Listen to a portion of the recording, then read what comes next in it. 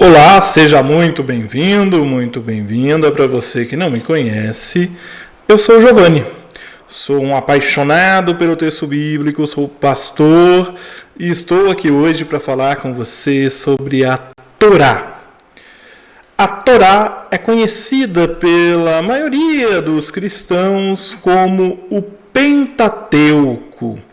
Pentateuco, que significa literalmente 5 rolos.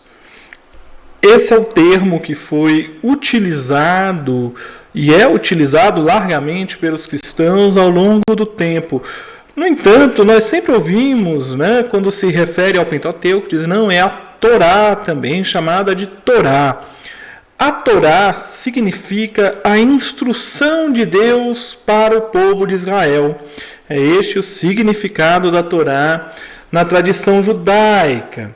A Torá é igual à lei, assim pelo menos foi definido pela Septuaginta.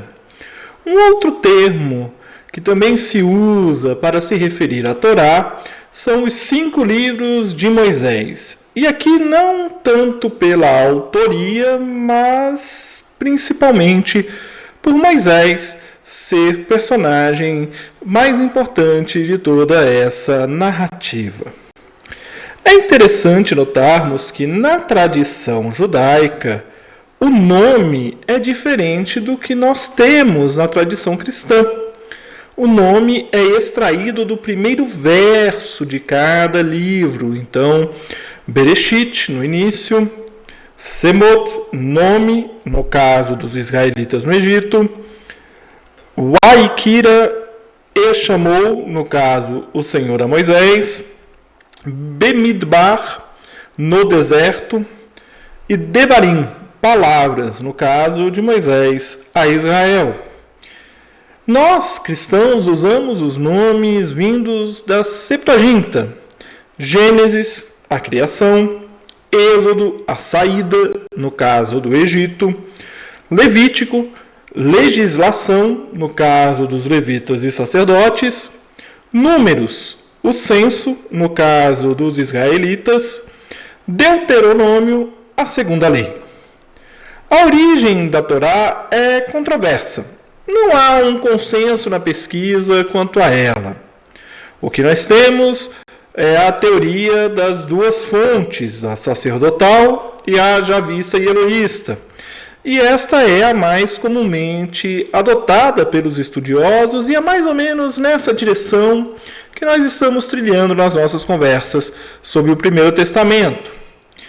A Torá ela vai tratar dos acontecimentos da origem do mundo até o início da imigração do povo para a Terra Santa.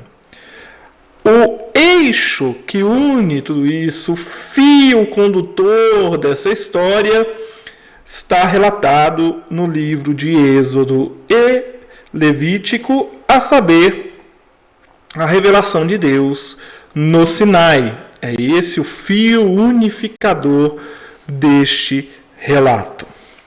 E nesta caminhada da Torá, nós começamos hoje olhando para Gênesis, Bereshit, o primeiro livro da Torá, que pode ser dividido em 3 grandes blocos. A história das origens, a história dos pais e mães de Israel e a novela de José.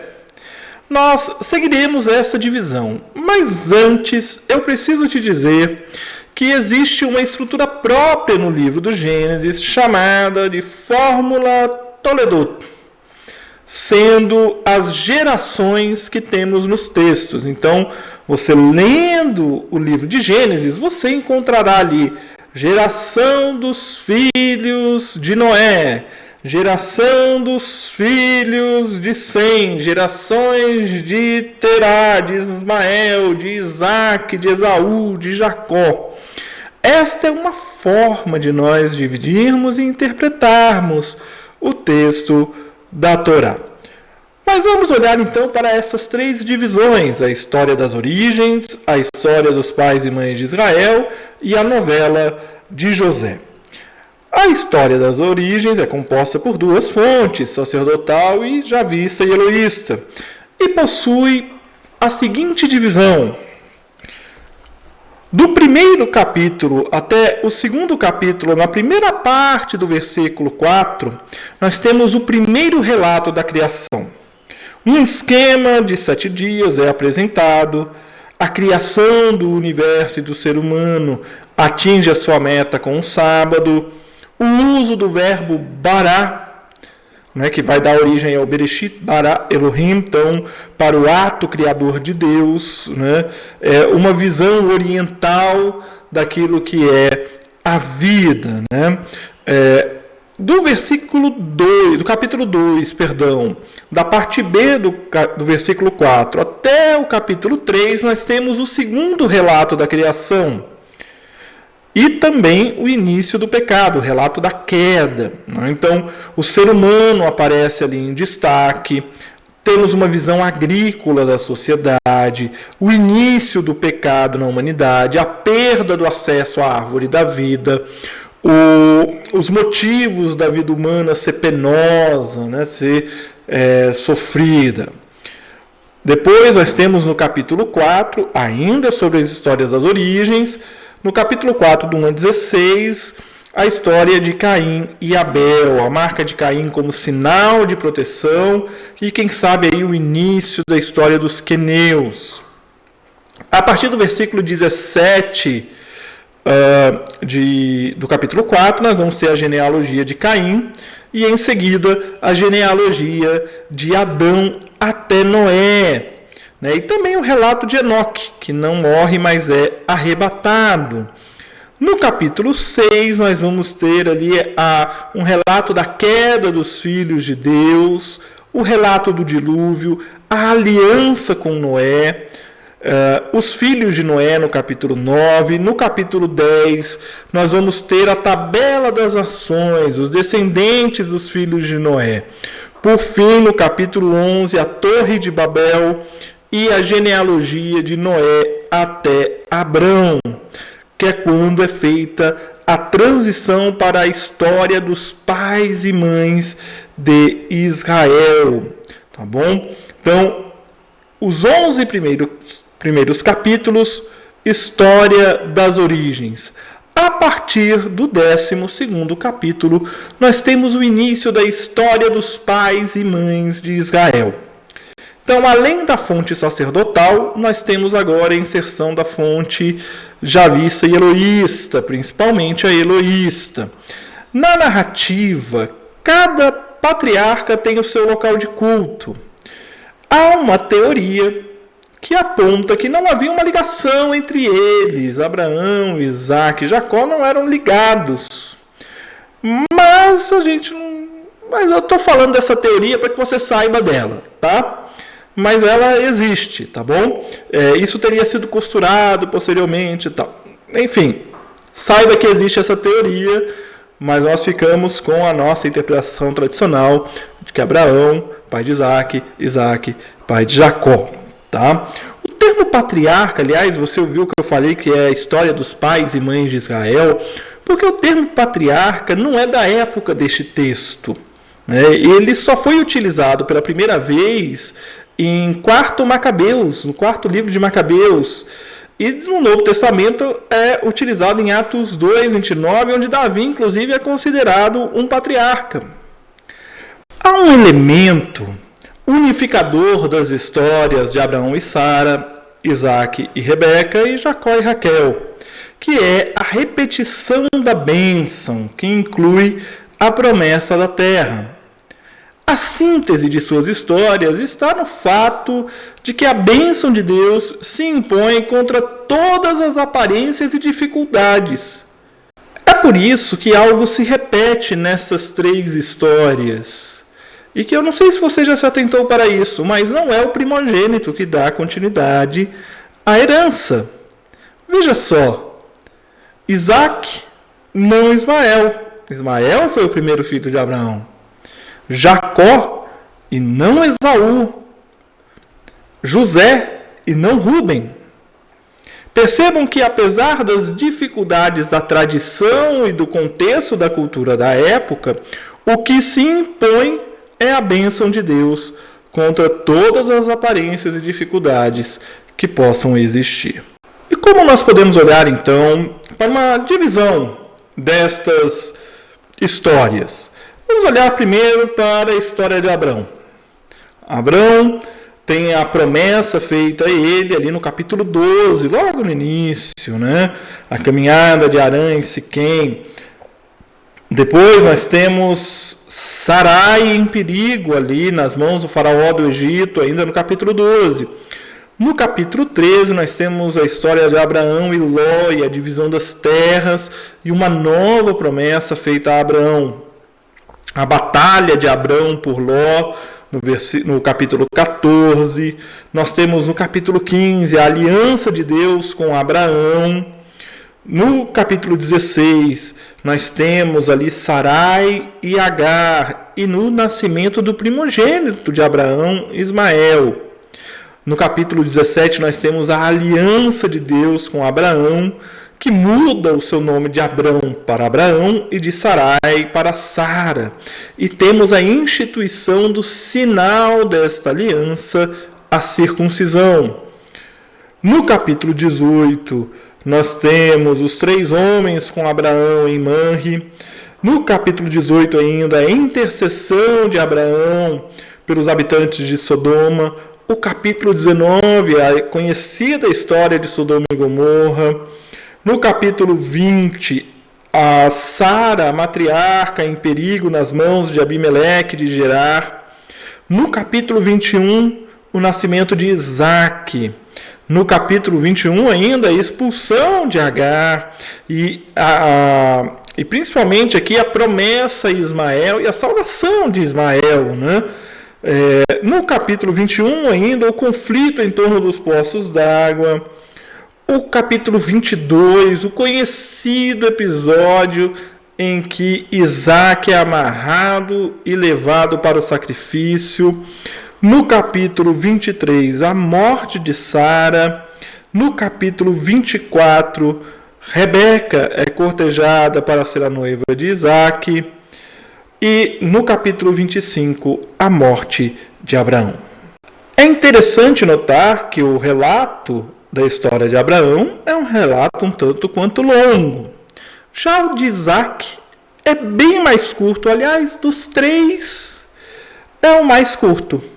No capítulo 25, versículo 19, nós temos a narrativa do nascimento de Jacó e Esaú. E também a venda do direito de primogenitura de Esaú por um prato de cozido. No capítulo 26, Isaque e Abimeleque de Gerar representam ali a ameaça, né, a Rebeca e também o conflito em torno dos poços. E lá no capítulo 35, nós vamos ter a morte de Isaque. Você percebe que as histórias se entrelaçam, né? Abraão, aí se entrelaça a história de Isaque e agora se entrelaça a história de Esaú e Jacó. Lá no capítulo 27, nós temos a bênção de Isaque, que é fraudada, se a gente pode dizer assim, né? Que era para ser para Esaú, e quem a recebe é Isaque. No capítulo 27, nós ainda temos a proibição do matrimônio com mulheres cananeias.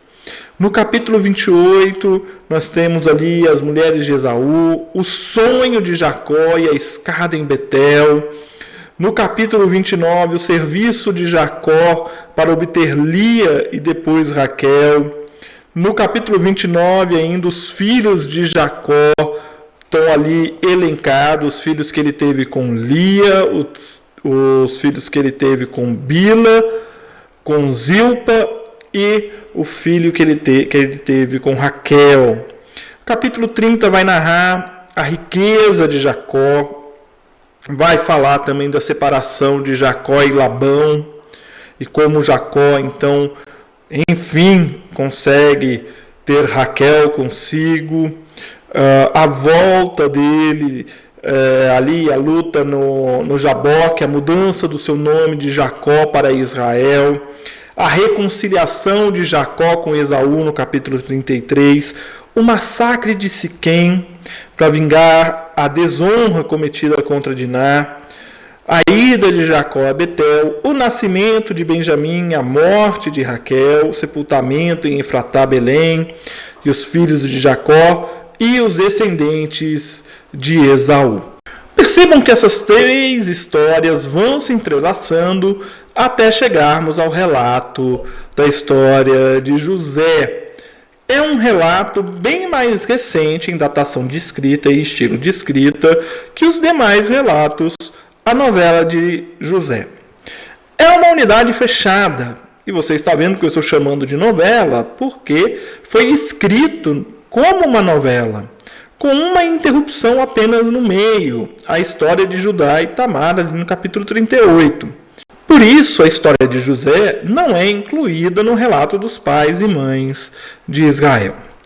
A novela faz a transição com a história do Egito, com o objetivo de mostrar que por detrás da história visível e narrada está a direção invisível de Deus que leva tudo ao bom termo. A novela é uma narrativa de sabedoria. Como que um sábio se comporta de modo exemplar, colhendo resultados de sua observação e sabedoria durante a sua vida e principalmente enfrentando as adversidades que enfrentou, até mesmo quando colocado diante de um poderoso rei. Em todo este relato, geralmente o Egito é visto de forma muito positiva. O relato, então, a narrativa da história de José pode ser dividida da seguinte maneira. Nós temos no capítulo 37 os sonhos de José, a relação dele com seus irmãos e a sua venda para o Egito. No capítulo 39, José é vendido como escravo na casa de Potifar. E ali a mulher de Potifar tenta seduzi-lo e ele é preso. José então vai para a prisão ainda no capítulo 39 e capítulos 40 também. E ali nós temos o sonho do padeiro e do copeiro. No capítulo 41 vem o ponto de virada dessa história, quando José interpreta os sonhos do faraó, os 7 anos de fartura, 7 anos de escassez. José se torna então o grão-vizir, o governador do faraó. Em 42, no capítulo 42, nós temos a fome em Canaã, a viagem dos irmãos de José ao Egito sem Benjamim. No capítulo 43, a segunda viagem ao Egito, agora com Benjamim, e José se dá a conhecer ali aos seus irmãos, se revela a eles. No capítulo 46, Jacó vai ao Egito. No capítulo 47, José está como administrador do Egito. Ainda no capítulo 47, Jacó pede para ser sepultado em Macpela. Jacó abençoa Efraim e Manassés. Jacó profere a sua bênção, os ditos tribais. No capítulo 49, a morte de Jacó e o traslado para Canaã. E no capítulo 50, a reconciliação entre os irmãos e a morte de José. Em linhas gerais, este é o livro do Gênesis, Bereshit. E eu desafio você e convido você a ler este livro e a compreender melhor este texto tão importante da Torá. Espero que ao término do conteúdo de hoje você se sinta despertado a conhecer melhor a palavra de Deus. Nós seguimos juntos, aprendendo com Jesus a leveza de viver.